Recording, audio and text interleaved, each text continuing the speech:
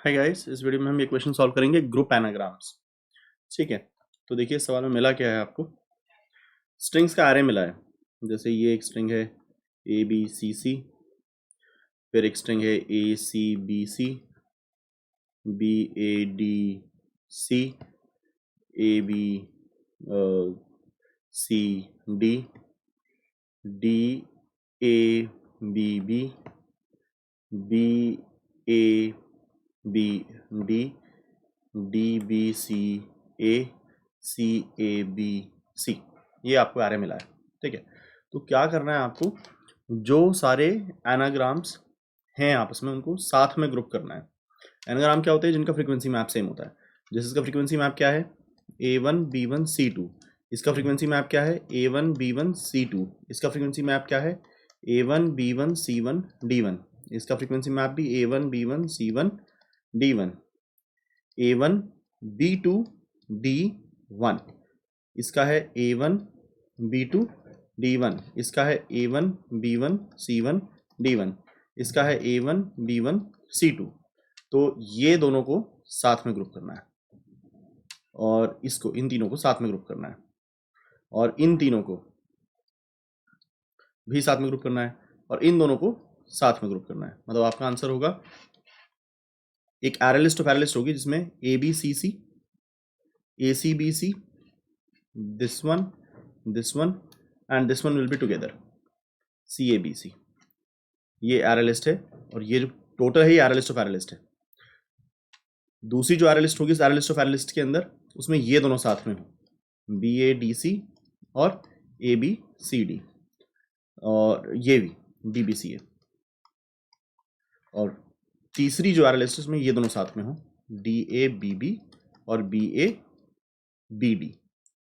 तो वो सारी स्ट्रिंग आपस में क्लब कर दी गई, ये दोनों आपस में क्लब की गई क्योंकि एक दूसरे का एनाग्राम है, दोनों का फ्रीक्वेंसी मैप सेम है। इन तीनों को क्लब किया गया, ये तीनों आपस में एनाग्रामिक हैं। इन तीनों को क्लब किया गया, ये तीनों आपस में एनाग्रामिक हैं। तो आपने बना दी एक एरे लिस्ट, एरे लिस्टों की एरे लिस्ट आपने बना दी। तो ये एरे लिस्ट है एक, और इसमें सारी एरे लिस्टें पड़ी हैं, जिसमें एक एरे लिस्ट के अंदर सारे जो स्ट्रिंग्स होंगे वो एक दूसरे के एनाग्रामिक हैं। तो देखो इसको करेंगे कैसे, ज़्यादा मुश्किल नहीं है, बहुत आसान है, ये बहुत आसान है। हम एक हैश मैप यूज़ करेंगे, बहुत ध्यान से सुनिएगा। एक हैश मैप यूज़ करेंगे। किसका hash map? Hash map of frequency map. Frequency map क्या होता है? कैरेक्टर वर्सेस इंटीजर का हैश मैप होता है। तो इस बाहर वाले हैश मैप में फ्रीक्वेंसी मैप को की तरह इस्तेमाल करेंगे और एरे लिस्ट ऑफ स्ट्रिंग को वैल्यू की तरह इस्तेमाल करेंगे। ठीक है, तो पहले वाले का आपने फ्रीक्वेंसी मैप बनाया, वो आया A1 B1 C2। अब आपने देखा आपके हैश मैप के अंदर A1 B1 C2 है या नहीं। अभी हैश मैप खाली है, तो आपने A1 B1 C2 के सामने एक खाली एरे लिस्ट के अंदर ये वाली स्ट्रिंग डाल दी ABCC। फिर आपने इसको प्रोसेस किया, इसका फ्रीक्वेंसी मैप भी आया A1 B1 C2, ये पहले से पड़ा है हैश मैप में, तो इस स्ट्रिंग को इसके सामने वाले एरे लिस्ट में डंप कर दिया। इसको प्रोसेस किया, इसका हैश मैप बनाया, फ्रीक्वेंसी मैप बनाया, तो आया A1 B1 C1 D1। अब बड़े जो हैश मैप के अंदर है, जो आपका hash map of hash map versus array list है, उसके अंदर A1 B1 C1 D1 कहीं है नहीं, तो उसके सामने आपने एक खाली एरे लिस्ट डाली, की के सामने खाली एरे लिस्ट डाली, उसमें ये स्ट्रिंग आपने डंप कर दी। इसको प्रोसेस किया तो यही फ्रीक्वेंसी मैप दोबारा आया। ये ऑलरेडी बड़े हैश मैप में पड़ा है, तो इस स्ट्रिंग को उसके सामने वाली एरे लिस्ट में डंप कर दिया। इसको प्रोसेस किया तो आपका फ्रीक्वेंसी मैप आया A1 B2 D1। ये हैश मैप में थी नहीं, तो आपने इसको डाला, सामने खाली एरे लिस्ट डाली और उस खाली एरे लिस्ट में DA BB को डाल दिया। फिर आपने इसे जब प्रोसेस किया, A1 B2 D1 दोबारा आया, और ये तो पहले से है, तो इस फ्रीक्वेंसी में, ये सेम फ्रीक्वेंसी मैप है, इसके सामने इस स्ट्रिंग को डाल दिया गया। इसको प्रोसेस किया, A1 B1 C1 D1, ये पहले से है, तो उसके सामने स्ट्रिंग को डाल दिया गया, DBCA को। इसे प्रोसेस किया तो A1 B1 C2, ये हमें यहाँ मिल गया, तो ये स्ट्रिंग इसके सामने डाल दी गई। ठीक है, फिर बाद में इन वैल्यूज़ को उठाया और एक बड़ी एरे लिस्ट में डालकर दे दिया गया। तो आइए इसे करें, ज़्यादा मुश्किल नहीं है, ये करने वाला क्वेश्चन है, एज से ज़्यादा मुश्किल नहीं है। तो यहाँ पर एक सवाल ये है, क्या हैश मैप किसी भी चीज़ का बनाया जा सकता है? जैसे अभी हमने हैश मैप किस चीज़ का बनाया? एक ऐसा हैश मैप बनाया जिसमें की है हैश मैप और जिसमें वैल्यू है एरे लिस्ट। तो देखिए वैल्यूज में तो कुछ भी डल सकता है, वैल्यूज में कुछ भी डल सकता है, उसमें तो कभी कोई दिक्कत होती ही नहीं, ठीक है। इसको मैं बोलूंगा big map, new hash map. Value में तो आप एरे लिस्ट ऑफ स्ट्रिंग डाल सकते हैं, कुछ भी डाल सकते हैं कभी भी। की के अंदर सब कुछ नहीं डल सकता, हैश मैप डल सकता होता है। क्या डल सकता है क्या नहीं डल सकता है, इसको किसी आगे वाले क्वेश्चन में एनालाइज करेंगे। अभी के लिए जान लीजिए कि हैश मैप किसी और हैश मैप की बन सकते हैं, ठीक है। तो मैंने ये बनाया, फिर मैंने अपनी स्ट्रिंग्स में लूप लगाया, स्ट्रिंग्स नाम का एरे है, उसके अंदर से एक स्ट्रिंग निकाली।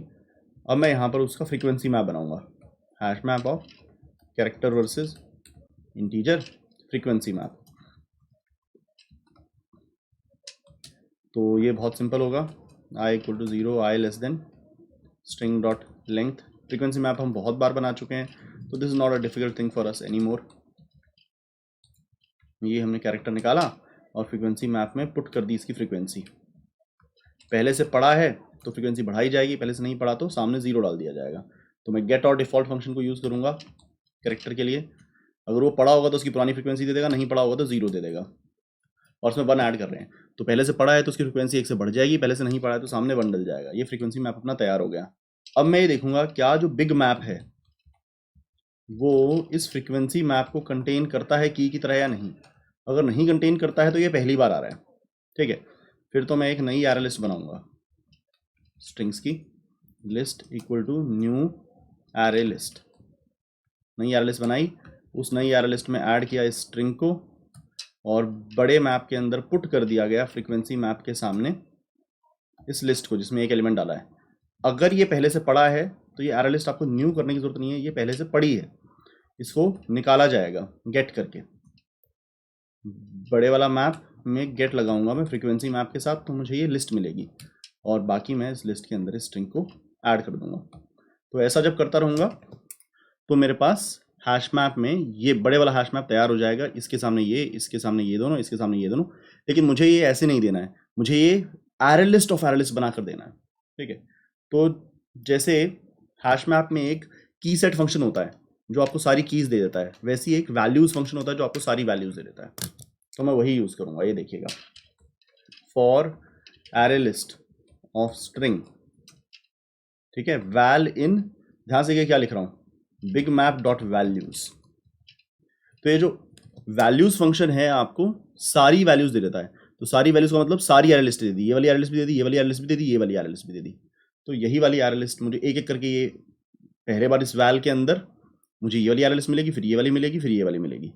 तो मैं इन्हीं एरे लिस्टों को एक नई एरे लिस्ट में ऐड करके रिटर्न कर दूंगा, क्योंकि हमसे जो आउटपुट मांगा गया है वो एरे लिस्ट ऑफ स्ट्रिंग में मांगा गया है। तो I don't think that would be hard.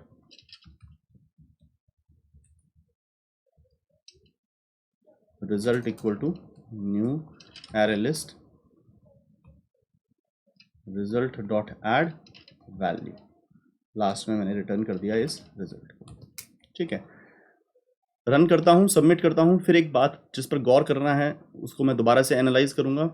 तो ठीक लग रहा है, सबमिट करके देखते हैं, अगर करेक्ट आंसर आ जाता है तो मैं वो बात एम्फेसाइज करूँगा आपके लिए, करेक्ट आंसर, ठीक है। तो वो बात एम्फेसाइज करने वाली ये है, यहाँ पर मैंने हैश मैप बनाया जिसकी की एक हैश मैप था और वैल्यू एक एरे लिस्ट थी। वैल्यू कुछ भी हो सकती है, की कुछ भी नहीं हो सकता। की हैश मैप हो सकता है, क्या चीज एक हैश मैप की की बन सकती है, क्या चीज एक हैश मैप की नहीं बन सकती है, ये हम बाद में किसी क्वेश्चन में एनालाइज करेंगे।